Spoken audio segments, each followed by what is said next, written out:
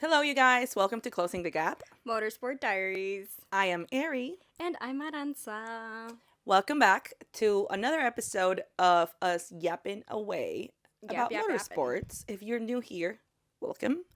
Today we went for a chill attire. I think. We did. Although Miami's not chill, and it was not chill. Well, it was cloudy with a chance of meatballs, and it kind of like they promised rain, which never arrived. So, Mind you, I love that. I was watching live. I was watching on F1 Kids. And it's so funny that they kept bringing up, okay, rain in like 20 laps. And they're like, 20 laps came and went. Where'd it go? Nothing. I Nothing. love that all the They kept engineers bringing it up. literally kept saying that, and I'm like, well, is the rain- rain in the room with us? Nowhere. Mind you, and then later I saw the people that were actually there were like, yeah, the rain came, but it was like 20 miles that way. Like, it never touched the track. It was never going So to annoying. touch the track. That was so annoying because they also how gearing up to it, they started saying, oh, the Grand Prix might be canceled, and then Oh, yeah, they moved it up. they moved it whole 2 hours earlier because it was supposed to come rain, like downpour cats and dogs. If you guys follow Loud Luxury, which they're DJs, they were DJing the Grand Prix, and they had to DJ at like 8 in the morning to like 3 people because they moved everything up. They were gonna start like, getting all the people in the mood to watch the GP and everything. So it's literally just them being like, what's up, Miami? And there's 2 people in their crowd. It was honestly, so funny. They also moved it so late on Saturday. Like, they waited until the very last minute to make the call. And honestly, it ruined even my plans, who was on the other side of the country. You know what? It actually worked out well for me because if they would have started when it was, I would have been at work. And I watched it on the way to work. So that worked out perfectly for me. I was in Vegas. And so I'm actually doing a TikTok about my whole experience, but I went to the F1 arcade to watch it, which ended up being the best experience. But if you've ever been to a watch party at the F1 arcade, it's ticketed. So you buy a ticket and it includes different things. Mm-hmm. I'll post it on TikTok. And it was so worth it. And I was going to buy the ticket for the whole experience, but it was because it was supposed to be at 1 p.m. our time over here on the West Coast. But with the move, it ended up being at 10? 10 in the morning, yeah. And I'm just like, one of the things that it includes is, like unlimited bar service type of thing. And I'm just like, I know I'm in Vegas, but I'm not just drinking about to at say, 10 in the morning. You're in Vegas. I know, but Mind you, this is someone who says, I'm not drinking at 10 in the morning. We've been at an airport at 5 a.m., drink in hand. Airports, all right, who's with me on this one? Airports are like like the Narnia closet. No man's land. Yep. There are no rules. It's nobody's land. Like, you can do whatever you want. And she's the last person to say, I will never have a drink in hand at 10 in the morning. I would have had a drink in hand 10 in the morning. I feel like that's something just people have to say. No. Pass me. I don't know. You could have had a Bailey's. But, I was in the vibe. Okay, it's going to be 1 p.m. I'm at the F1 arcade. I'm in Vegas. It's going to be a vibe. And then it's at 10 in the morning, and I'm like, who the hell? Also, I didn't want to wake up that early. True. Anyway, it was a day off for me, so I was making, plans. But, yeah, guys, airports are different, right? Who's with me on that one? Anyways, let us move on to the actual race after this whole rain debacle time change move. Miami me lo confirmo. We had Also guests on guests. I'm a huge fan of Manuel Turizo. And tell me why, there were so much. It was overwhelmingly with so many things going on. I didn't find out that he was gonna be doing a live performance to open I didn't either. The day, I guess. Random. Because it wasn't even right before the Grand Prix. It was earlier. Like I said, Loud Luxury was doing it. There was so many DJs. There's so many performances. There's so much happening at the track that I think the last thing people are paying attention to is the race. Which it was a good race. Very true. Which we did say last episode that Miami is not a good track for racing, and I still think it's true. Even I with still think it's the true. amount I thought of it was things that we overhyped it. because we were so hungry for a race. I think personally that we were like all had our high expectations because it had been a month break. Even though But we said lower your expectations, we didn't. we did not listen to our own advice. It was so boring. I was expecting Brazil 2023 with all this rain, and it was honestly boring for me, I guess. But that Yeah, there were certain parts that I was like, all right, cool.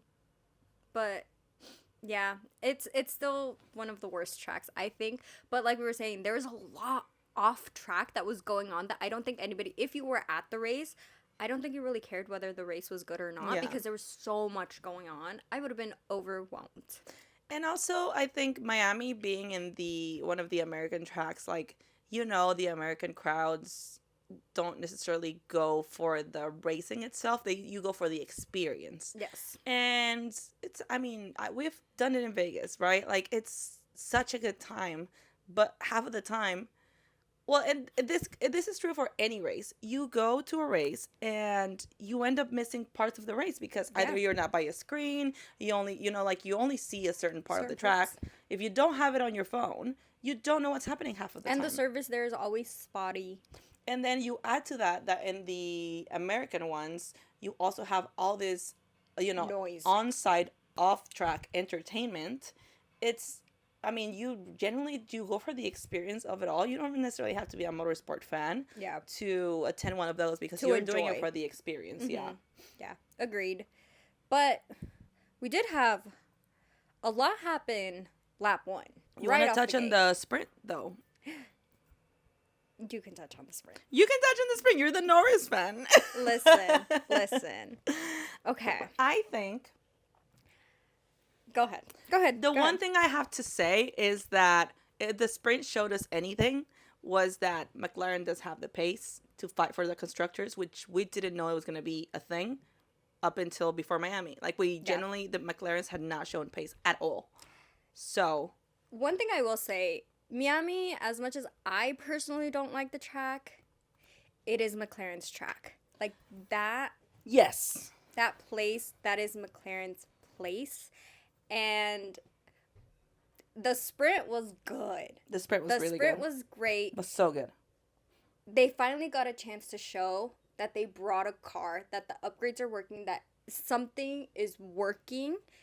And I'm over the moon that we got sprint pole for Lando and we got a sprint win for Lando. That was so good. I also have to say that it goes, for me at least, I could see why and how, when they're racing home, right? Like when Checo races in Mexico, when Carlos races in Spain, when Charles races in Monaco. In any sport, whenever you are in front of your own crowd, we can relate it even to the World Cup, like when you're playing home, you literally want to win so bad. Yeah. That you manifest it into being true. Yeah. And I think that rings true for Orlando in Miami because that was his first win ever. Yeah. So I think there is a special yes, McLaren brought pace. It's a track that suits McLaren's car. Yes. But I also think, and that's where Lando's came from after the GP. Like, we could have won. I was going to mention It's because that's his track. I know he obviously races for the crowd and for the fans and with all of his might in Silverstone as well. Mm-hmm. But I think Miami holds such a special place for him that he will always try to bring out the best and squeeze everything out of the car because that's his track. And I think now because last year with Oscar as well, so, 100% Miami is a McLaren track, and there's so many McLaren fans actually there. And I know McLaren actually does go out of their way to do a couple more things in Miami than anywhere else other than Silverstone and Australia. But, yeah, it's a McLaren track, and they showed it this sprint. They showed it during the race, and like Lando said, he knows that the car is there. They could have done something. They still have things to work out. Obviously, they have some time now to figure things out for Canada, but Canada not very fitted not very fitted to their car. Canada's a tricky one. Mm-hmm. I don't think it fits anybody's car. I was just gonna say, I think Canada is just like, if you're lucky, you're lucky. That's pretty much it. Yeah. It's kind of a snooze fest every year. Yeah. I don't want to say it, but I do want to mention Lance Stroll has a whole grandstand in Canada, and people are just finding out now. And I'm like, he's had one forever. It's so sad. So I'm sorry to tell you guys, he's Canadian. This is not new. That's No, his home race. you know what? Me and my sister, my siblings were out and about a couple nights ago at this, like brewery slash sports bar. They're screening blah blah blah. It's not necessarily like a sports bar per se, but it's a place where you can they have Watch. big screens and watch different sports. And tell me why I literally I turn right and they're announcing the Canadian Grand Prix. Uh huh. Mind you, first, you know how we lived in Sandford, where Max's face is all over the Everywhere. place, and they always choose another two, right? And there's first front, and then on the sides, the most two that are kind of related to the Grand Prix, Right. or that have the biggest fan base, whatever. And obviously Monza, you have Charles, and then whoever else is in Ferrari, and if there's an Italian one, they throw Kimi in there, right? Right. So this big announcement for the Canadian Grand Prix came on the screens. Mm-hmm. Tell me why it was Max, Charles, and Lewis. And and I turned to my sister and I'm like, it's the Canadian Grand Prix. Where's Lance? Not Where's even Nano? because it's one of your, seriously, At least nothing to if do you guys with are it. gonna use Lance, use Nano. They're in the same team. It was so funny. I'm like, they usually, it's like a rule of thumb. Yeah. You use the home hero. I will say though, F1 has been there's a couple ones where everyone's been like, why are you using those people there? Right. It's not the first time. They've done a couple where I think even In Mexico, they do Franco. Mexico. Yeah, in Mexico they randomly because last year Mexico I think they put Max on there. Yeah. They put I think Charles and then Franco. And I'm like at least put the Spaniards in there. Controversial. Gabriel, I don't know. Controversial, but put the Spaniards on there at least. We like Nano. We like Carlos. We love Carlos. Last Ferrari winner. He won, yeah. He won the year prior. the year prior. Might as well put him on there. But no. That's what I'm saying. No. They said Max and Charles, they're taking us home. But that's not putting Oscar on the Australian, marketing campaigns. That's ridiculous. How do you not put Lance Stroll? That's He's so the only crazy. Canadian on the grid. That's ridiculous. Yeah. That was hilarious for me. Yeah, so people are just finding that out that he's Canadian. If you guys didn't know, now you know. He's Canadian. That's crazy. That poor guy. So funny. That's so funny to me. So yeah, good sprint for McLaren. Mm-hmm. And then so we had a McLaren 1-2 and We had Charles for P3, which also that's a car that they're also working on. We know it's a good car. it It well, it just needs showed some us in work. Miami that it was. Yeah. Honestly, I was not expecting the Ferraris to have pace at all. I don't think Ferrari ever expects to have pace. That's that's a whole other. Listen, every time I think we say this every time we talk about Ferrari, is that is its own can of worms. They never expect to have pace. It's always by a miracle that they're on a podium. They are so lucky to finish in the points. It's an ongoing thing. Who knows who cursed Ferrari all these years It's ago? crazy. But it's been a while. Yeah, that's a can of worms, and I don't really want to get into it right now. But I'm glad they could fight for points. They could fight for the podium, Minimum. and Minimum fight for points. So that was good. All right, so if we move on to the race, Yes. Lap 1.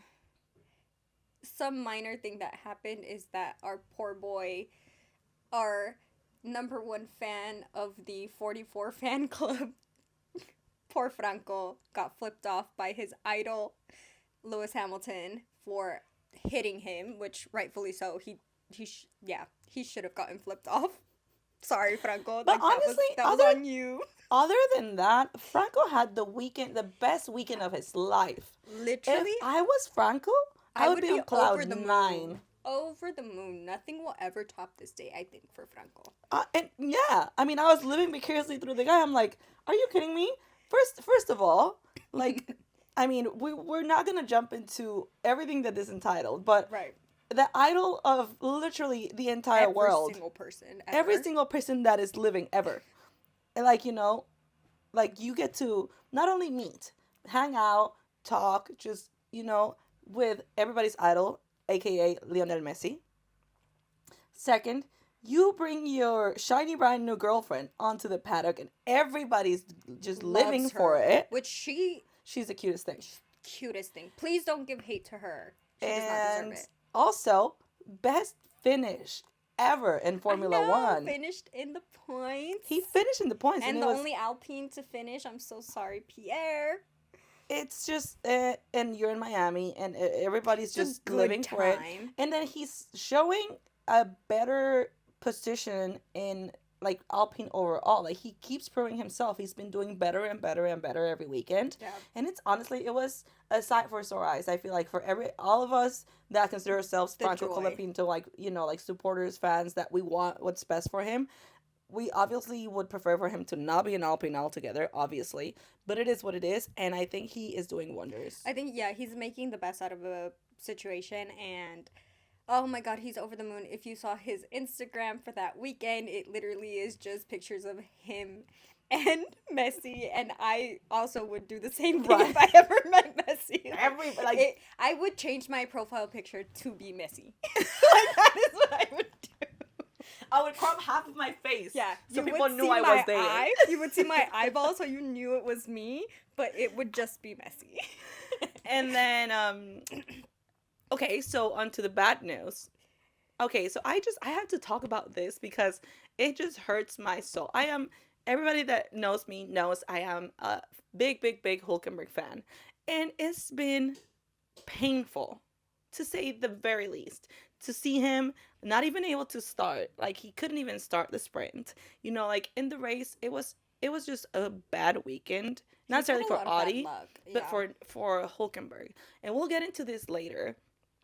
I think Audi is doing an amazing job. Actually, I think they're giving them a good car to be able to fight. I'm not saying they're giving them the best car, and for it to be like a newish team, like they had to completely rewire things from last year, on top of new cars, new regulations, and everything. It's not easy. Same place as Cadillac, right? Mm-hmm. And I think they're doing a good job for them, for Gabriel and Nico, but just Nico's just having a tougher time, and just obviously having one race every 3 or 4 weeks is not helping right now anybody in the grid. Exactly.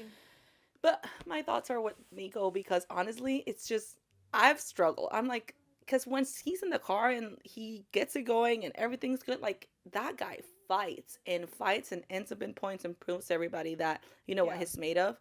And it's just scary, because with so many contracts ending, so many pieces moving, like this is going to be the silliest season. He just has bad luck. I'm just so scared. Getting worse. No, like it's just getting worse. His luck is getting worse, and I think something needs to change. Something needs to happen for him to actually be able to, because like you said, when the car is working, when there's certain things that everything goes right as far as the car goes, he gets going and he goes, and he, like, how many times has he been close to the top 3? Yeah. How many times has he been midfield fighting good? Yeah. And that's something that in that car's history, obviously it's now Audi, but without that car, throughout that car, like, team's history, it hasn't really happened as often. Yeah. So I think as long as they fix his car, he can do something. Hopefully Canada's a little bit better for him. I'm just scared. I'm just scared that he's going to be out of a seat next year. I know, like, we know that so many contracts are ending for 2027, and I'm just honestly like, yeah, we've had 4 races this year for. Yeah, we actually haven't talked about all the contracts ending. We will get into it. Yeah, but we will talk about the Max Verstappen spin, the recovery of that. Yep. Gorgeous, beautiful. Yes, it was his fault. It was his own fault. He said, "Oops, sorry, my bad," and then he recovered and kept going. For once, he didn't place the blame on somebody else. All right. It's always somebody else's fault, okay? Like, Max is like, this tires. It's not his fault that he's perfect. I love his radio coming through. It's like, oops, my bad. Anyway, let's go. I mean, he's me when I'm on the road. Oops. All right.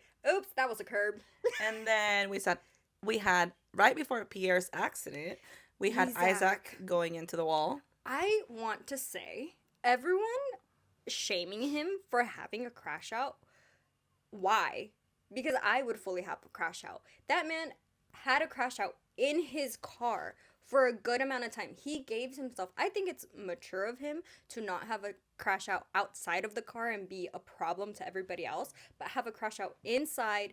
Give him a moment. Get the cameras out of his face. Yeah. Like, give him a moment. Pierre literally flew through the air, and you guys were worried about Isaac having a crash out? Please be so for real with me. Let him have his moment. He knows it's his fault. Let him be upset with himself, and then, once he's out of the car, you guys can be like, oh, he's out of the car, having, whatever. Okay. Meanwhile, Pierre flew through the air. Nobody paid attention. It was more like, I think it was David Coulthard who was like, oh, Pierre's like going down the list. Yeah, that's all he could say because there was no visuals of Pierre literally flying through the air. And I think it was Jolyn that eventually said, oh, we didn't catch the first half of that. No, because you were so immersed into Hajar that you literally missed an entire accident just because you couldn't let him have a moment. Yeah, let him have his emotions and move on.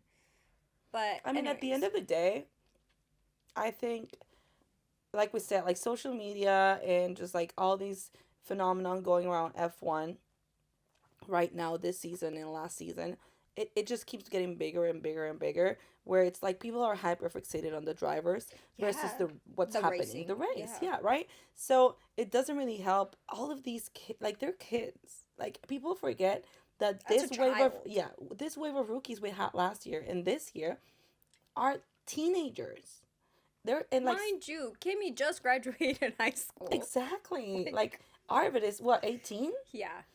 And they were media trained, but you guys have to understand that this media training has been coming for a long time, and there's only so much it covers because it doesn't cover what they're dealing with like nowadays in the last 2 or 3 years, where this just completely has blown out of proportion. Yeah, there was not this much coverage of the drivers' personal lives themselves. And yeah, I thought that extended cut of Isaac's was too much. Yeah. Let him have his moment in peace. Like, we all know it was his fault. He knows it's his fault. Let him be mad at himself.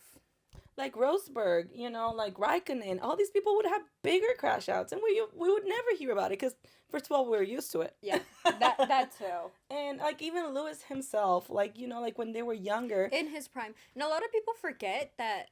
Also, Sebastian Vettel, that man is not wholesome as you guys think. If you guys were watching back then, his crash outs, his rage baiting, everything, that man was a menace. Yeah. And now he's a wholesome little bumblebee king, but there was a time where he was a huge menace. And people forget because now he's a wholesome bumblebee king. But, anyways, on to my crash out. Liam freaking Lawson. Lock in. Liam freaking Lawson. We need to start like a Here's the trash. Drop him in the bin. We need to start a mini series. Just honestly, like, I am so over this guy. It's so frustrating. Okay, yes, maybe this time it was his car, but what about the other time? No, this time too. Drag him. It wasn't his car. Like, he wasn't. Was he in the racing line? Drop it in the comments. He wasn't. He was not in the racing line. It's just so frustrating that anytime it's a V-carb, it's Liam. 100%. Why? Are you kidding me? He's not. Arvid would never. He's not a rookie. Arvid is a rookie. He hasn't made those mistakes. Isaac, when he was a rookie, did not make those mistakes. And it's so frustrating to see that even last year when he was technically a rookie, we all knew he was not a rookie. He was still making mistakes. He races that way as a choice. Exactly. Liam, stop. You're so freaking frustrating. You're so annoying to me. I'm so sorry. Personally. Please. Let people try. To all of us. Like, also, that was so dangerous. Whether it was something in the car, and no, he did not get any points deducted. He did not get any points on his license. The FIA said. Meanwhile, Charles Leclerc got 20-second penalty. Are y'all kidding me? Mind you, I think, is he the only one that got penalties this race? I think someone else got like a 5-point penalty. Kimmy, but on the sprint. Oh, yeah. True. No, on the race, I think he's the only one that got any sort of penalties. And But Lawson is out here literally It's like so, this man is trying to kill people and gets literally away with it every time. literally. I don't think he's ever gotten reprimanded for any of the times he's crashed into people. Sanford. Him and Liam did exactly the same thing. Carlos and Liam did exactly the same thing. Yeah. Liam did it on purpose. Carlos didn't. I And think Carlos got penalized. Carlos got And Liam penalized. didn't. That's true. Oh my god. Every single time he it's gets always away with it. Liam. What's the deal? And he's a menace. And he's a menace on purpose. That's what bothers us. That he's doing it. He knows exactly what he's doing it. And he chooses to do it. The thing is, I think he also knows that he's not going to get reprimanded for it. That's why he never continues does. to do it. Because he never does. Anyways, that's my 2 cents on Mr. Liam Lawson. That's our $2 on Mr. Actually, that man made me go bankrupt. So. I just honestly, it's getting really it's annoying. really frustrating to watch because it's every time. Like I don't even have to. As long as they say, "Oh, V carb hit," it's Liam. 9 out of 10 times, 9.9% of the Our time. King Arvid would never. Literally, Yuki would never. Actually, Yuki would do worse, but that's fine.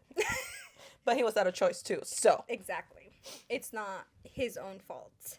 I And mean, we're gonna leave it at that because then we're gonna keep going on to other things. And yeah. Liam is just a whole problem. Yeah, he needs his own chapter. It's like he's a problem child. He is a problem child. He really is. On purpose. I have to give it to most of the teams. Their pit strategies, with or without the safety car, honestly, like nobody made a big whoop. I think it was the fact that everybody kept waiting for the rain that was just kind of like, all right, stalled everything. let's get on our A game about strategy. And I feel like not everybody did a good job, but also not everybody did a bad job per se. Nobody pulled a Ferrari, you know what I mean? But that being said, team radios, right? Like we have the team radios this weekend were a little bit topic. And you guys know how I feel about some of these stuff, and they're getting pretty comfortable for my taste. Some of the things these people are saying on those radios, I know there's been, like we've just said about, like Nico Rosberg and Raikkonen and Vettel. Like, yeah, it's always been a little savages out there.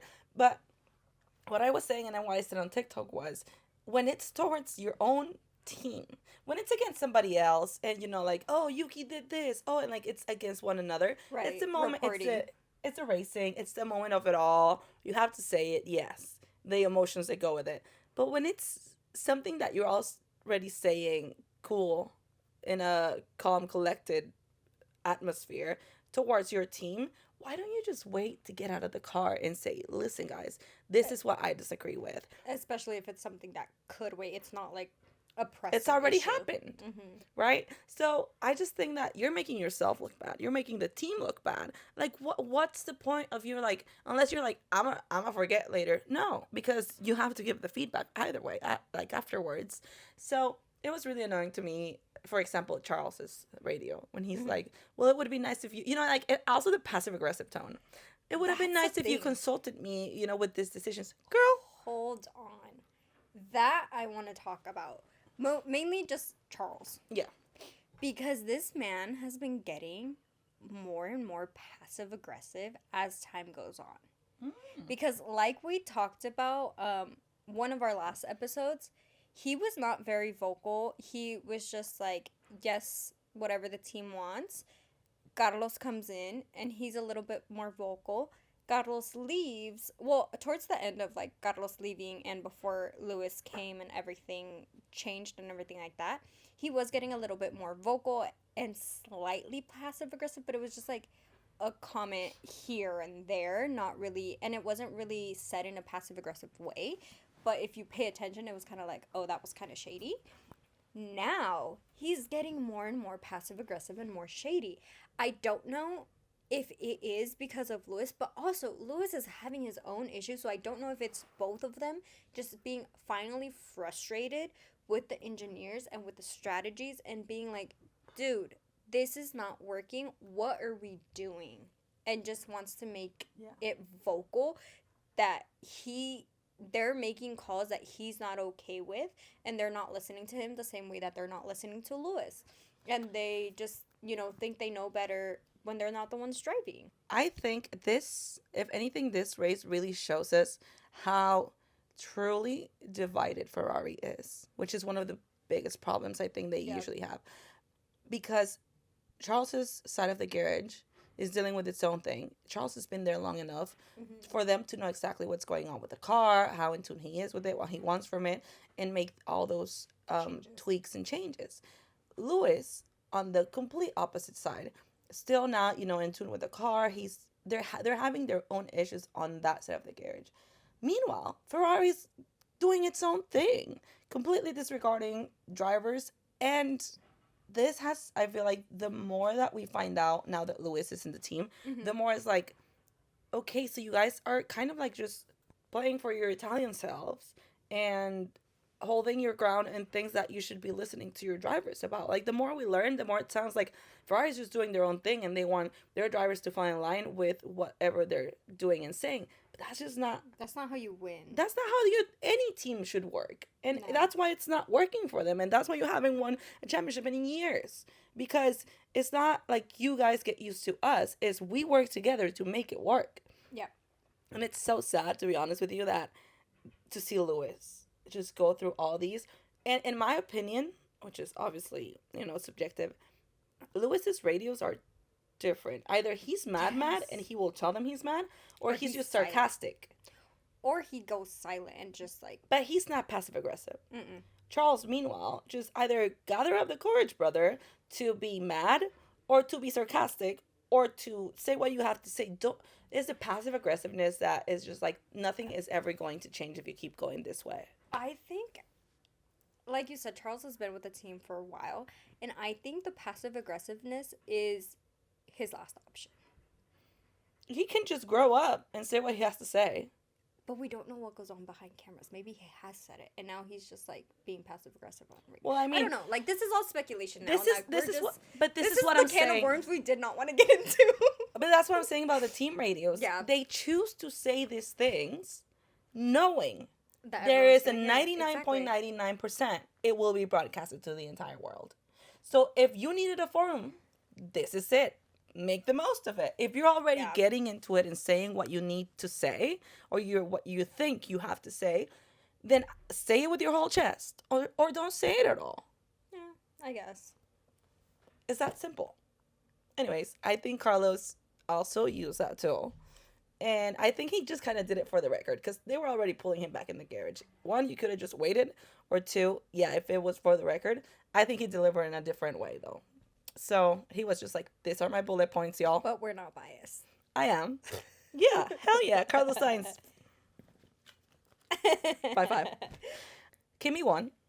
Yeah, now on to better news. The Kimi did win his third consecutive race in a row. best Whoop. fight we saw was Oscar against the confetti. Oh my god, that confetti. Can we talk about, though, Oscar and AI? Stop. I know you have a partnership with Google Gemini. Please, Oscar, stop it. But yes, that fight. Best fight of the Beautiful. weekend. And the fact that Kimmy showed them that it wasn't like actual champagne and it was rose water. That But was so honestly, funny. props to the McLarens because for once in their entire life, they've done a podium right. Oh my god. They yeah. both went for Kimi and it was so cute and it was They- so they wholesome went and for, this is what you should have been doing the entire time. They also went for the Mercedes representative. Yes. She was so sweet. Which I think is the 14th women to be on make the it onto the podium. podium, which is a small number if you ask me. But hey, progress is progress. Some progress. Charles lost that podium by spinning on the last lap. Yeah, that was crazy. Also, F1 was so shady in putting a compilation of all the track limits that he had. That is speaking about passive That aggressiveness. was so funny. But they did not have to do that. They- They could have left it to somebody else to do. Also, 20-second penalty was insane. uncalled Where'd for. you get off? So uncalled for. 20 seconds? Are you kidding me? He already spun out. What was the point? And you know what? Exactly. Like, he ruined his own race already. Like, he We lost all that knew. podium. He lost so many positions. And on top of that, you're giving him a penalty for something that he was literally unable to control. Because, yes, he went off track, off limits. I'm sorry.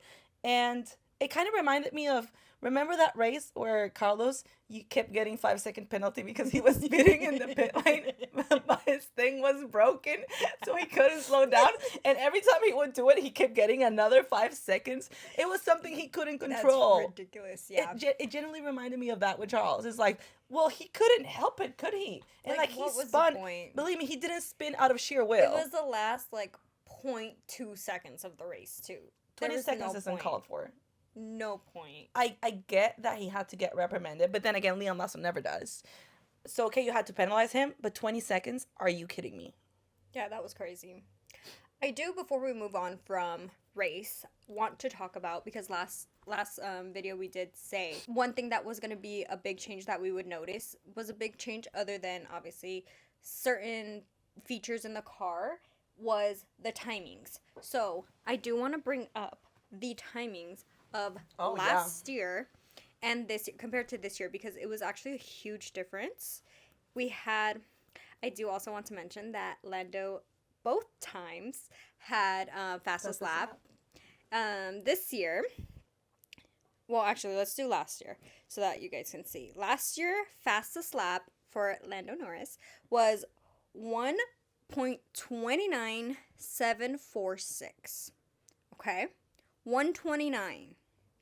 This year, his fastest lap was 131. Wow. 869.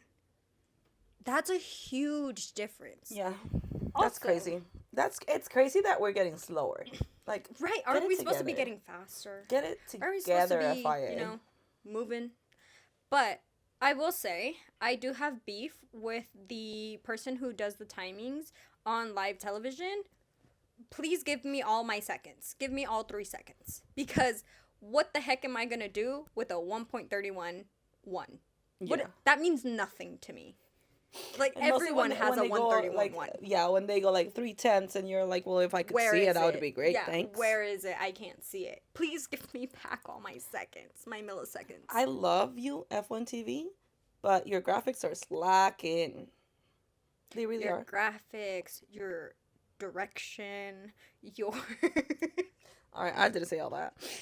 All right, moving on. Shall we move on? Let us move on. We are moving in right into silly season stuff. You guys, what's happening? Like for It's real. not even silly season. This is just a joke. What? We've moved on from silly to a ridiculous. All right, we've heard Max leaving Red Bull. I would say no grounds, but grounds, because GP is gone. So without Giampiero to McLaren. When Giampiero moved to McLaren, we heard Andrea to Ferrari.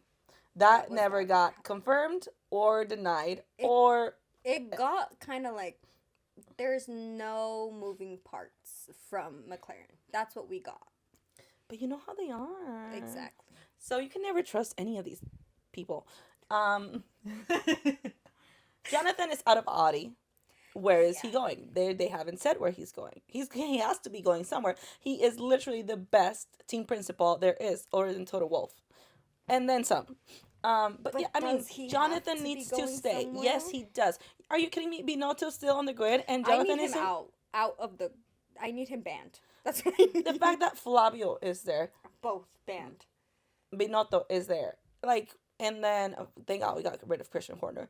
And we are allowing these people to walk around the paddock, and Jonathan isn't, mind you, the one good thing you had going on. I will say, this is going to be off tangent, a little tangent.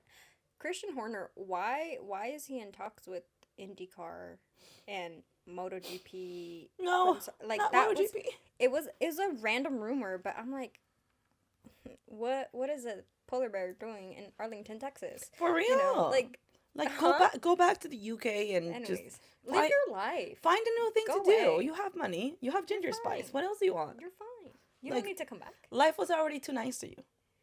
Anyways, on that note, I have to say, me as the biggest Jonathan fan, I have seen some change in Audie's performance since Jonathan left. That's all I'm gonna say. Circling back to the Nico things. So, we still don't know why he left. Yeah, that's still a Hopefully, huge mystery. so hopefully we'll find out. If we don't find out, he just comes back and he makes another team better. Granted, I would have preferred for Jonathan to stay and be able to leave. I think Audie would have been a better team for it. But obviously, I don't make the rules. That being said, Oscar contract. And then Max's contract is complex, but they are saying that there's going to be a lot of moving pieces this silly season, and so many contracts are up that they're, like we're going to be up in arms. So, leaving aside the technical, changes that we will see, because we will see many, right? Mm-hmm. Andrea staying in McLaren, question mark. GP to McLaren, for sure, 100% happening. Um, it sounds like Toto has given up on Max just because he is happy with where they are right now, quote unquote. Is he fully happy though? I mean, if somebody's gonna walk, it's gonna be George. Like we know this for a fact. Yes. Yeah, I mean, yeah, Sure. scratch, but We know it for a fact. Yes. sorry Okay. for all the 63 fans. Okay. Yeah, honestly, we don't know it for a fact, but if somebody was gonna walk, it's gonna be George, and I'm so sorry. And we've said it. Well, I've said it, and I'll say it again. It sucks because he's put so much time and effort into George. So if he has to let him go, it's going to be very bittersweet. I know, because that man has sleepovers at Toto's house. So Well, it's but gonna then be very again, bittersweet. I don't think. Yeah, that's gonna be a really complex situation. But they did post something up last week where it's just like still family, right? And it was Lewis coming to the Mercedes garage, interacting with Kimmy, with George, Yeah. talking, doing all these things. So like, I think Mercedes is, and we talked about it last episode with Dorian. Mhm. It is a family, and Yeah. they operate in that capacity where I don't think they would end in bad terms with George.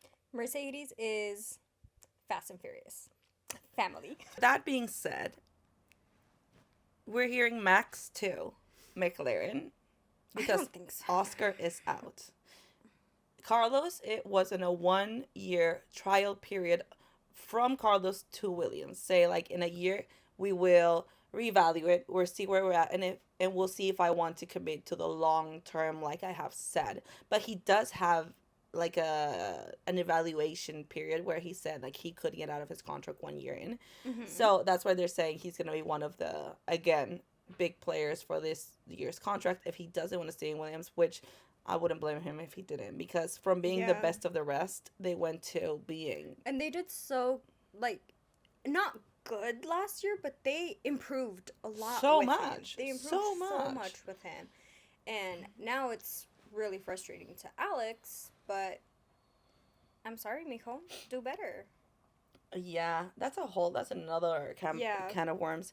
But with that being said, first they were saying, okay, if Max does go to Mercedes or McLaren, like where does that land us? They're saying, a lot of people are saying Carlando's going to be back, because obviously if McLaren wants Carlos back, Carlos would love to go to McLaren Yeah. because they have potential. And honestly, as controversial as people will think, Oscar to Red Bull would not surprise me, because No. that man is a Red Bull fan. Also, Mark Webber is his manager. Like, that would not come out of the woodwork at Yeah. all. I would want Liam out, Yuki back. I think Oscar and Isaac, or Oscar and Yuki, would be a great team. Isaac back to V-Carb with Arvid. I think that's a great team. That's going to be a solid team if they do. Oh, they're also saying that Oscar to Red Bull would not be a surprise at this point because it's been talked about so much. The question would be, they also talked about a clean swap, like Max to McLaren and Oscar to Red Bull. I don't think that would work. But then again, they're saying, where did Carlos do all of his, like his academy training? It was a Red Bull. So they're saying, but then again, I don't think Oscar or Carlos would agree to being second to each other. Exactly. So it's gonna be an interesting silly season. it is going to be. I don't know. There's also a whole thing like, yeah, if Carlando comes back, because the time they've invested in Lando and Lando into the team, it's going to be a completely different dynamic now because 100%. Obviously Carlos is getting better. He From deserves. Carlos, when Carlando was a thing, Carlos was number one and Yeah. Lando was a new kid in town. Exactly. So now that would have swapped. Yeah. And with Papaya rules, unfortunately, it's not going to work this time around. Although Oscar has made it very clear that he is second to none. And it's true, the team, although we have had me as spokesperson for McLaren, although We the have team. had. Yeah, let me not say that. I'm so sorry, McLaren. I'm not a part of the team. So sorry. I think Mark Webber would hire you for saying that. Oh, anyways, please. Anyway. We're on some silly season stuff, okay? We're being silly. Matter of fact. But McLaren has, had some hiccups with not calling a first driver, but randomly it's worked out for them. Unfortunately, I mean, and not in the best way. They're Yeah, paying a huge price for it to work out. 100%. It's been 100%. messy. It's been super. I'm not saying it's been perfect, but they're trying to make it work, and as long as there's that effort to make it work, I think it's good. If they do keep that, and Carlos comes back, he'll have to figure out that new dynamic and okay. And I think he has enough respect for Lando to do that. But as soon as there's something, obviously Carlos will never he's not stand gonna for papaya rules. Exactly. Not once. As soon as there's something that goes wrong, Carlos is saying something and Carlos is being like, nope. This is not working out. This is not doing anything. But I think same reason why he never joined Red Bull. Like we've talked about this. Yeah, he did really good in Toro Rosso, which I think that was good for him. But Red Bull will do Red Bull things, so Red Bull will do Max Verstappen things. But yeah. So, with that being said, Yes. There is another seat that might be empty next season. Rumors are swirling around that Lewis himself, Sir Lewis Hamilton, might be announcing his retirement Silverstone weekend. Which, it's kind of bittersweet if he does. I think it'll be a big shock to everybody. But maybe timing is just right. I personally don't think there's any truth to this. I hope there's not anything true. I'm saying if on the, random stuff that it does come true, it would make sense to me because he's frustrated within Ferrari. What he wanted was to retire with Ferrari. If the contract negotiations and everything for next year are not up to par, I think it is his time to depart. It's going to be very sad because he hasn't really won with them, and that's what he wanted to. A part of me really is hoping for him to wait it out until he actually wins with them. Not even a championship, but at least a race win. Not a sprint, but a race win. I think that's everybody's hope, yeah. Yeah, I think as long as he waits it out till then would be the best thing for him. I personally don't think there's any truth to these rumors. Or maybe it's just me, in denial. In denial? Yeah, because I can't, this can't be it. Like, it can't, right? It can't. Like, I don't know. I don't think it's his time to retire. I think he's better than I think that. he has more to give. Me but too. Ferrari is not the team for that, and I'm so sorry, Lewis. 100%. You waited too long. 100%. I 100% think you waited too long to move. And you should have retired with Mercedes. I know it's every little boy's dream. Yeah, it's so bittersweet. Yeah. Unless he goes back to Mercedes That's and also an retires option. there. That, I would be on board with that. Me, hopping on board. But that's the thing, like, and that's why we're thinking it's going to be, like, another 2024-2025 silly season because, all right, a lot of sources are also saying Charles is not happy at Ferrari anymore either. And I wasn't going to talk about this, but it honestly dawned on me on the yacht baptism they had last week. Oh my gosh. Which to each your own. And I know there's many opinions about it, and I'm not going to touch on that. What I wanted to touch on was the fact that it made me realize that now that he's married, and that he's married to such a high profile person, and their marriage and their, like them as a couple, their brand and their exposure is bigger than the sport at this point, Yeah. or it's getting there. Charles is not building towards him in Ferrari anymore. He's past that.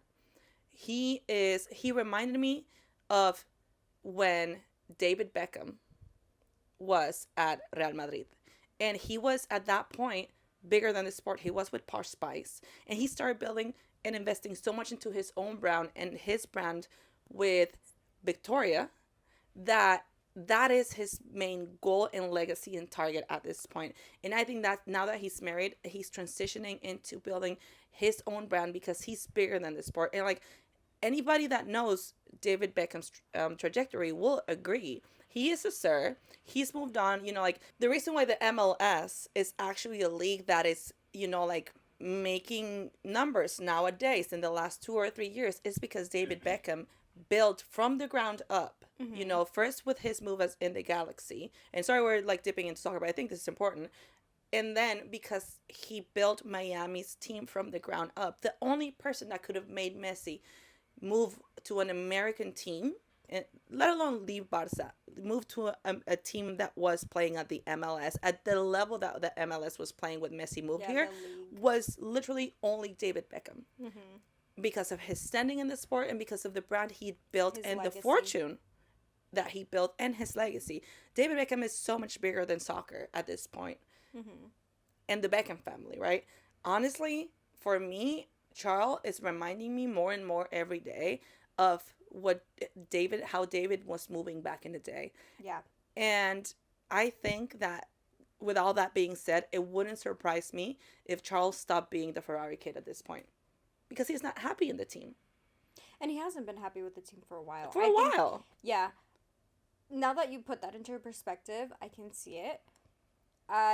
There's definitely a lot of things that he's done, his personal sponsorships that are moving in that direction. See, it wouldn't surprise me if Lewis wasn't the one to retire and it was Charles. I feel like it's too soon, but if that's his move, if that's his, wanting to do his personal brand away from the team, I think it might be Charles that's the one that's retiring. Because a lot of people are saying Lewis is leaving, right? Lewis is retiring. That means that there's going to be an empty seat in Ferrari. A lot of people are saying Oliver Berman is the obvious choice, which I don't disagree with. I don't think Ollie's moving. Me neither. However, two things that would not shock me at all. We end up with 2 empty seats in Ferrari. Completely possible. Or a lot of people said, and I for a while I thought Carlos would love to come back to Ferrari. I don't really know how true that sticks to this point, to be honest with you. I want to throw someone in there that I don't think many people would think. I think Lando would take it. You think so? I think Lando would take it.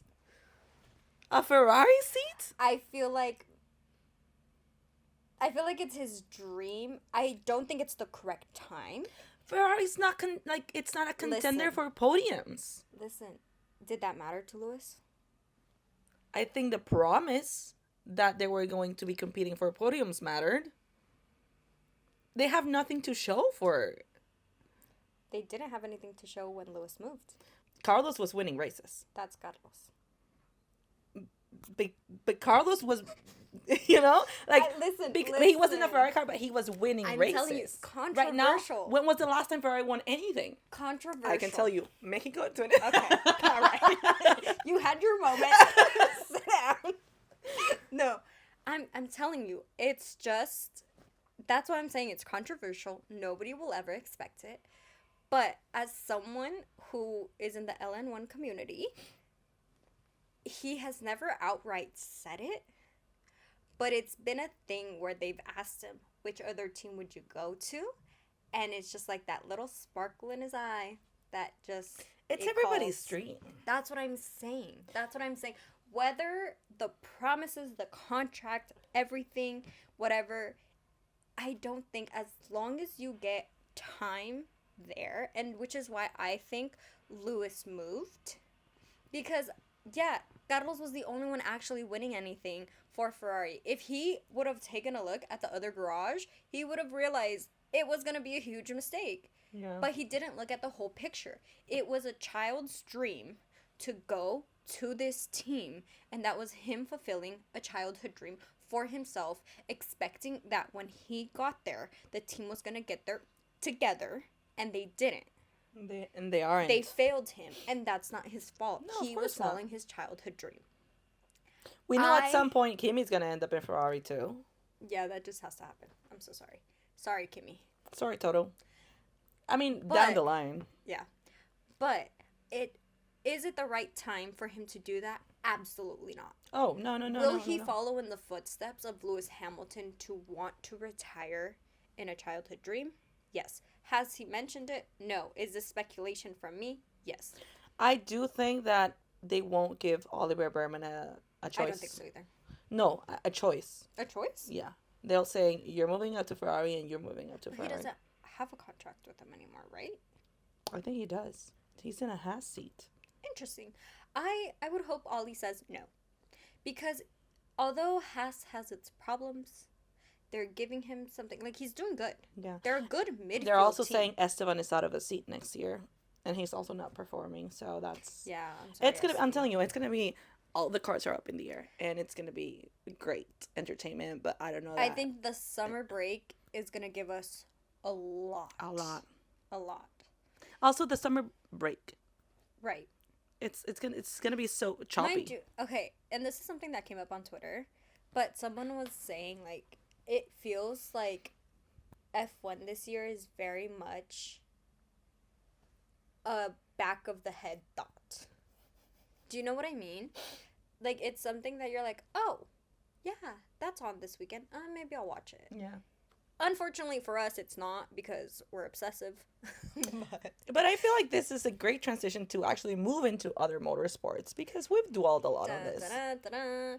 Which, if you don't know, we also watch other motorsports. We also watch other sports. We're sports girlies. We go to baseball games. You know, we'll probably put more on our TikTok and stuff because we go to baseball games all the time.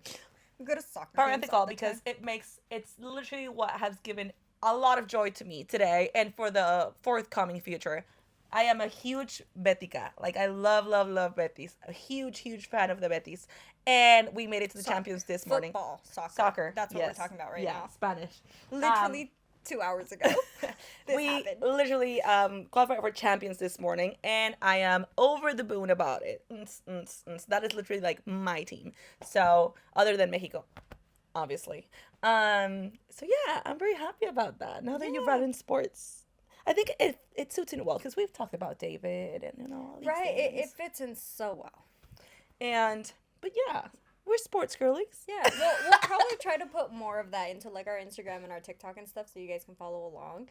But it's something that was brought up on Twitter and I was like, honestly, maybe because we're in this and this is our job, or we've made it our job, we're very in tune with everything.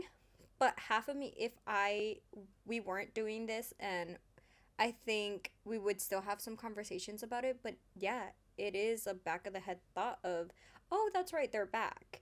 It hasn't felt this season. I don't know whether it's because of the new engines, which everyone was so excited about, and they just kind of, it was a letdown.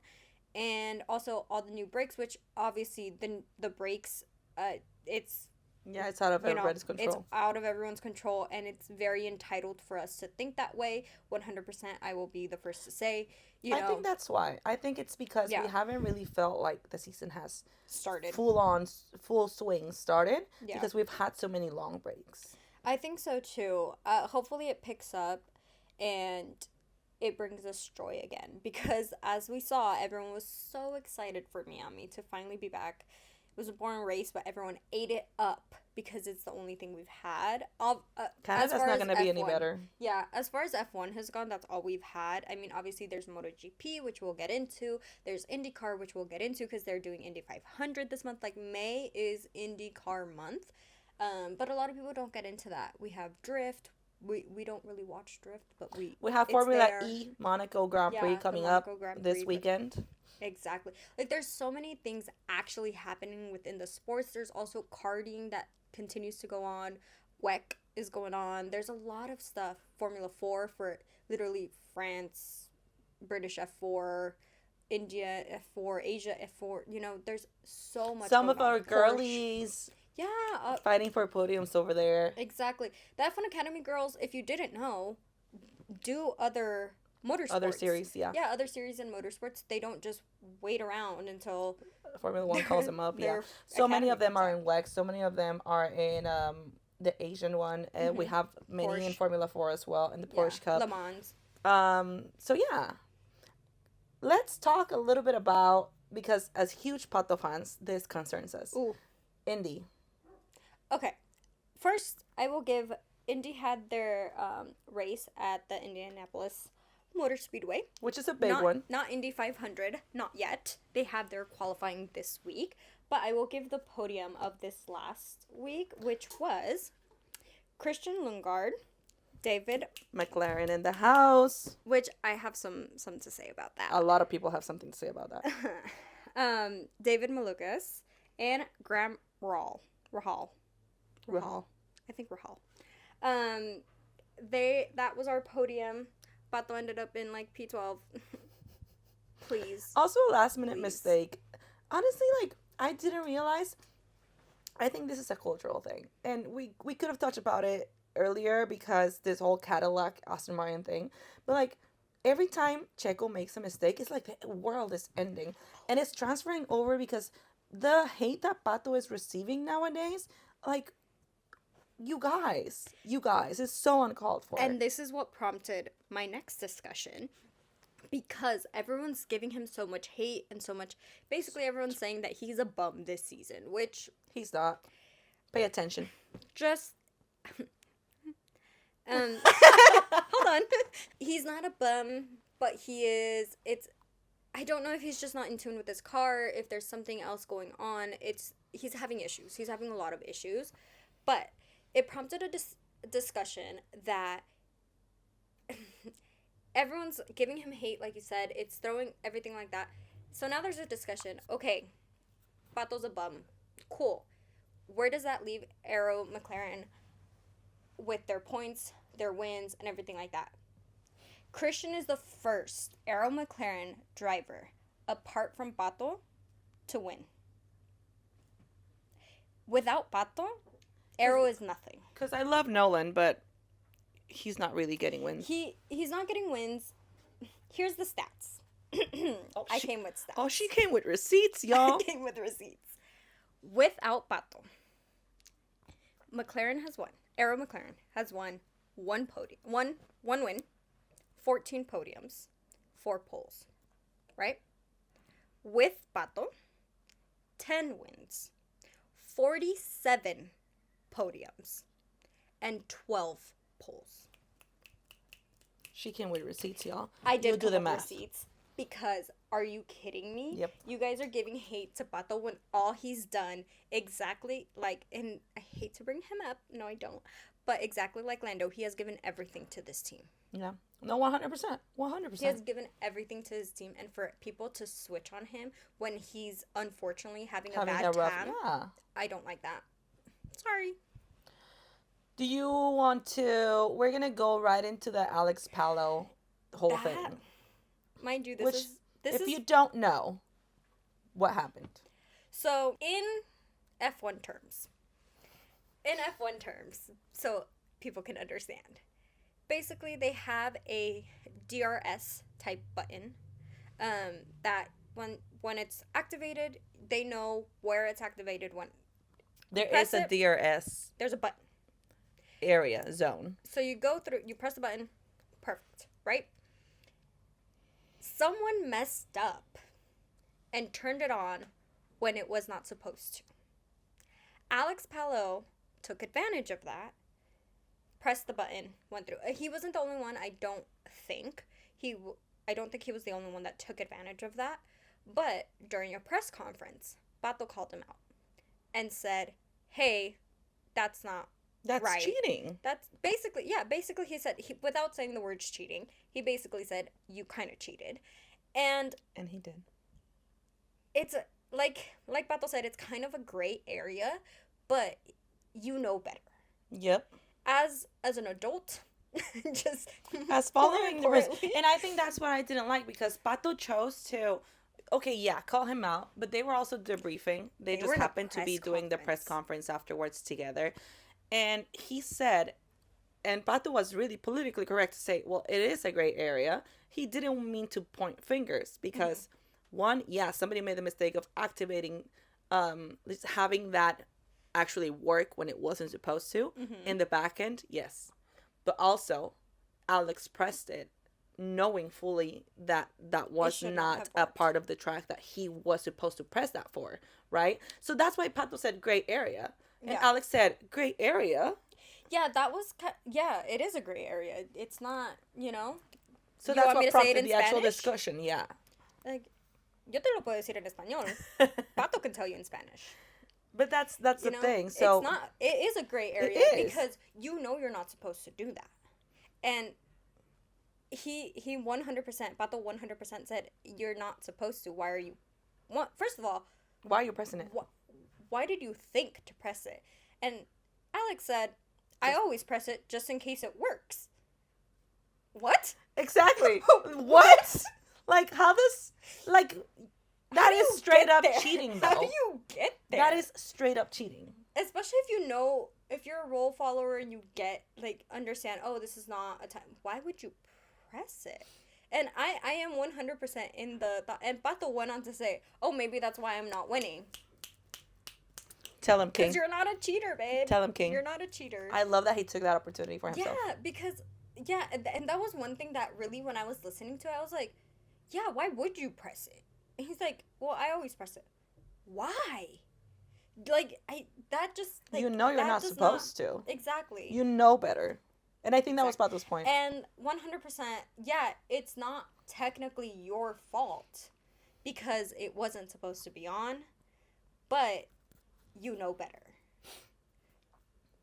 Two wrongs don't make a right. All right, moving on to the fun part of Miami. Best part for me personally, and I will say, how are you guys just now finding out that Patrick Dempsey is motorsports? Everyone is so confused about what he's doing there, why he's, doing all these. That man lives, breathes, and eats motorsports. If you don't know, I will tell you right now, he is the reason why I am into motorsports. He is the reason why I am into Formula One. This is something very near and dear to my heart. I will stand 10 toes down next to that man. He has driven in cars before. If you don't know, he's driven in Le Mans. I believe he owns a whole team as well. That man He's an OG. He's an OG. Motorsports. And I need you guys to understand, the people that are just now like, oh, why are they posting that man?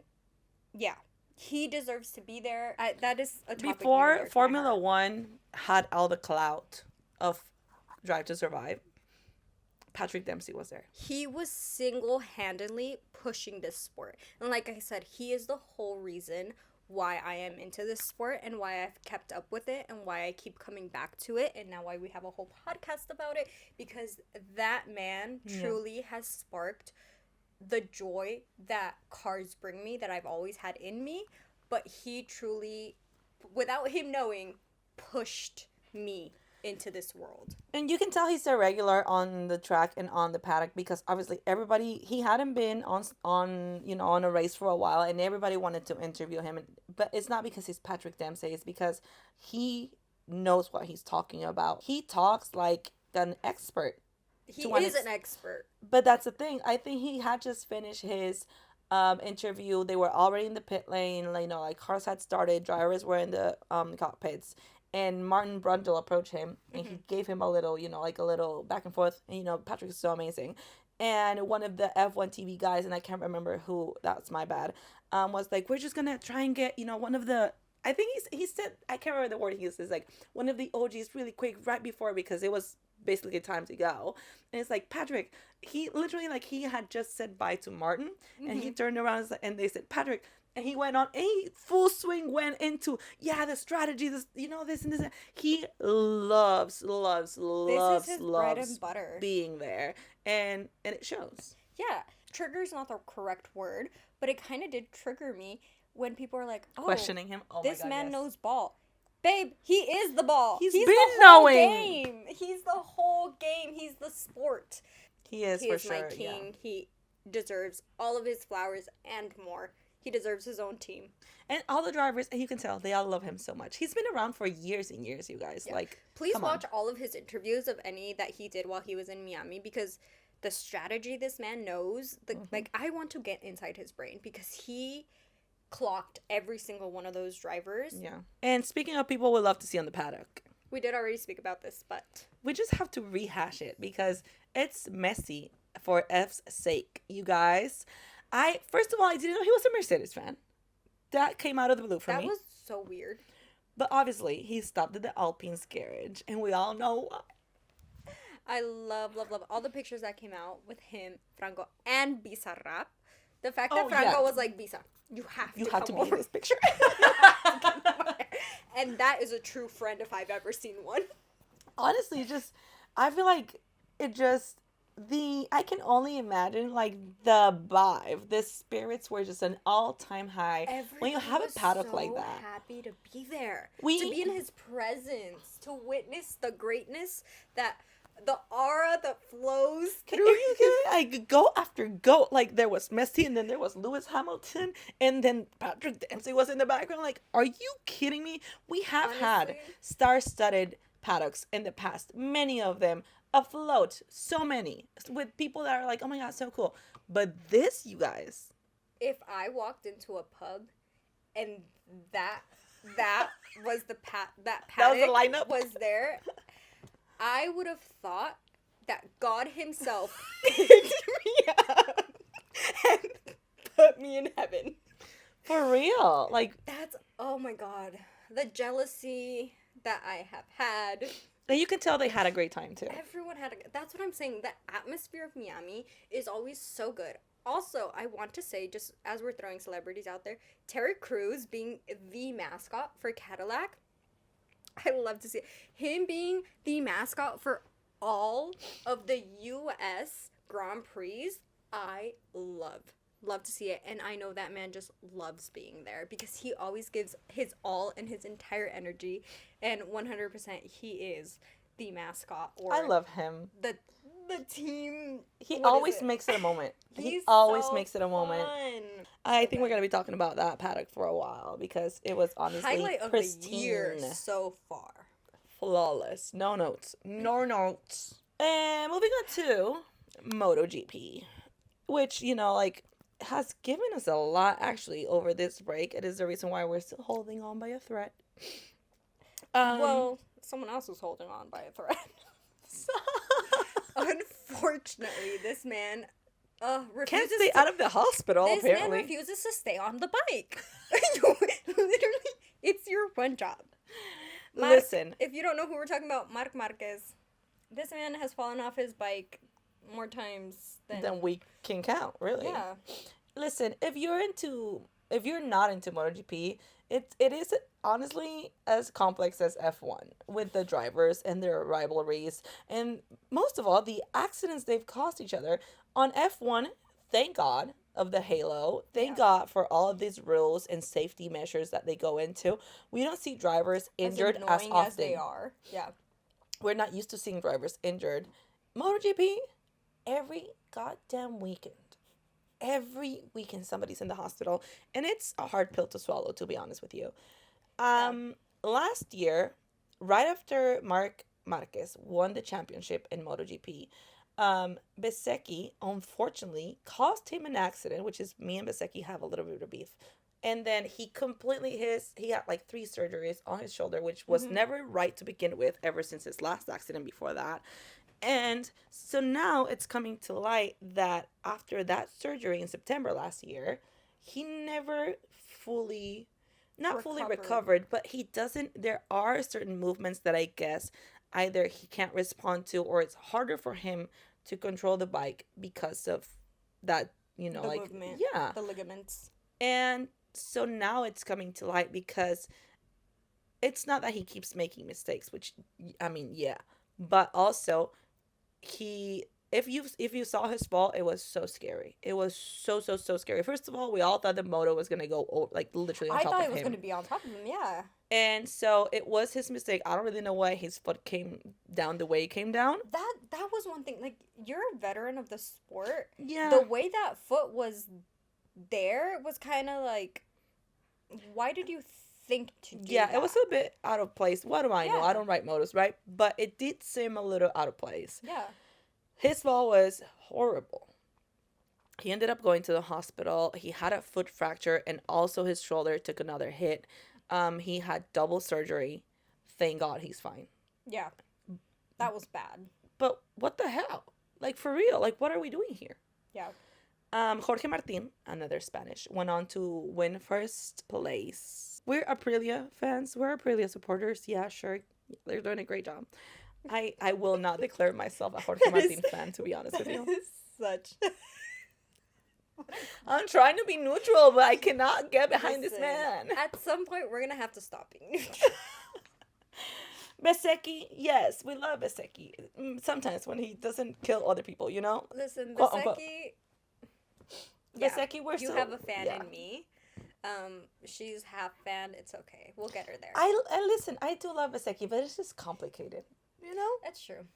And I agree. then we did have a very wholesome podium, though, because Yeah, we did. A. Ogura, Japanese, first podium in... 14 years since 2012. The fact that it's been 14 years since 2012. Yeah, that math isn't mathing. I feel like they're wrong. Somebody's not doing the count right, but... Let's do it again. Yeah, A had not won a podium in the longest time, so Yeah. that was a really wholesome podium. Also, Jorge being first, it's usually the other way around for Aprilia. Even though it's a 1-2, it's usually Bezzecchi on top. Yep. You know, also somebody else that lost the podium. Actually, A wouldn't have gotten it if it wasn't for Pecco Bagnaya's accident. Or, you know, like he fell off the bike and he ended up missing that podium. He's fine.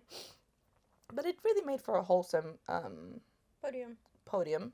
Yeah. So, yay. There is another beef that we should touch on because I feel like eventually it's going to circle back. Pedro Acosta and Gian Antonio have beef going on because not only did he pass him, Gian Antonio passed Pedro, but I guess it was the way that he passed him. I don't really know. You guys, it's silly. I'm telling you, if you get into MotoGP, there's a lot of tea. He passed him, but he looked This at is him.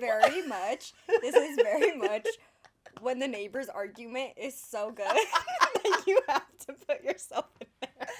Like, literally, like, Pedro has come out to say, like, oh, it's not staying like this, you know, like, I'm gonna reclaim this. Kind of like in Spanish when you say, esto no se va a quedar así, you know? It's so funny. Anyway, Gian Antonio, like, passed him, but when he passed him, he kind of went like this, kind of, you know, like, just kind of, like, mocking, I guess, I don't know. And then, like, Pedro Acosta took it to heart, and now he's like, well, not only did he pass me, he was like... Hold on. For people who watch MotoGP, do we think it was mocking, or do we think he was just being road safe and making sure he was out of the way? There was a lot, but if you see the video, there's a lot of this going on. He's like, ha ha, ha ha, like he full on stays like this for a while. And I'm like, listen, I don't care about neither of you, but this was funny. Anyways.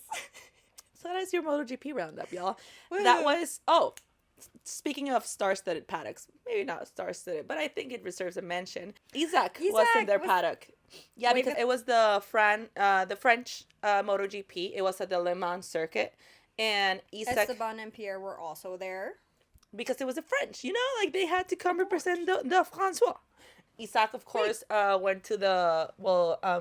not technically it's not called Red Bull, but he went to the Red Bull garage. He Mm-hmm. said hi to everybody, but eventually he did ended up just like partying it up with Jorge Martin. And I think everybody's an Aprilia fan at this point. Like, you have to be, right?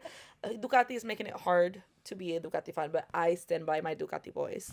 And then, yeah, there's pictures with Isaac, with Pedro, and Esteban was somewhere in the back. I didn't really see that many pictures of Esteban. Yeah, Esteban actually drove one of the cars. I don't remember which car, but he drove an F1 car on track. And then Pierre, I believe also Pierre drove a car. I think Isaac was the only one that didn't actually drive a car, but he did get to wave the flag.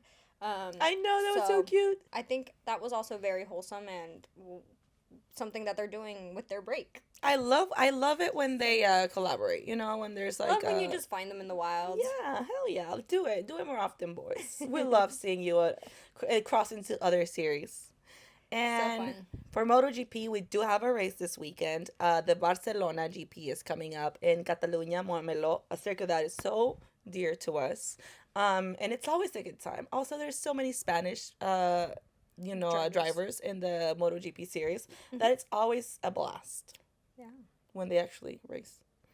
Amazing. We also have coming up the Canada race for F1, which doubles as a Formula One Academy race. So our girls are going to be racing. Our girls are back, and we love to see it. We're so excited. If you did not see my TikTok of the revisions that they're making, please go watch that. But there is, instead of 2 races that we're having for them, we're having 3 races so that the season total still is 14 races, since we lost out on, I believe it was the 2 races. The Middle East. The Middle East races. So they did reformat Austin and Canada. We'll have 3 races this week. 1 practice, 3 races. And then for Austin, we'll also have 1 practice, 3 races. Yes. And as she mentioned before, we do have quali for Indy this weekend as well. We do, for the Indy 500, which is the biggest event for IndyCar of the year. And hopefully Arrow McLaren gets their stuff together for our Go Pato Award. And it's his year, which... He didn't get Long Beach. He has to get Indy. You guys, it's been a struggle. But... So, that's what's going on this weekend. Yeah. We have the Weenie 500. I can't with you. My beloved. Well, you have the E-Prix at Monaco. So, we also have the 24 hours in the Nürburgring, right? I think Max is going to be there. I wouldn't count him out. He's been everywhere. Yeah. So, we have 24-hour at Nürburgring. We have Monaco E-Prix. Wait. I'm so sorry. Something we forgot to mention. What? Dorian Pon, Le Mans, I think it was a 6-hour, 4 hours, something like that. 6-hour stunt. She and her team got a podium. Our girl is she's doing yeah. things. Oh, she's doing big things, y'all. Big things. We're so excited for her. I like that. Literally, as soon as you said that, I was like, wait. It was like a break. Yeah. Oh my God, she did so good. And she keeps doing better and better. Also, her next to her teammates, she's a little thing. They're doing, honestly, like this. I think this last weekend there was another one I can't remember from the top of my head, but they're making numbers. They're doing podiums. They're they're going up there, and honestly, like it keeps proving our point that we will see more and more women in the top categories of motorsport sooner than we thought. Agreed. I just had to mention that because hell yeah, that was so exciting. And with that being said, Canada in 2 weeks. So we will see you in 2 weeks. We will see you in 2 weeks. We might see you a little bit sooner, but we'll see. We're traveling quite a bit, so probably not. Oh, and the reason why this is here was because I happened to find it. Look, you guys. When I was in Vegas to work, and that's where I saw the Miami Grand Prix. But Vegas being a track city now, I guess, it has all these little random, not pop-up, but like merch stores all over the city. And I was able to find this little guy, which, if I'm not mistaken, it's a 2023 edition, I think. Has a little chili here, has the little embroidered signature, and It has all the, like the Spain things, and I found it, and so I had to buy it. For the memes. For the So memes. happy. So that's why this was featured in our episode right here. Front All hour and and a half of center. it. Front and center. But yeah, you guys, I we've think come to that's the end of all we our have for you. episode. Wait, why is this kind of sad? Right? Do you want to keep talking? Okay.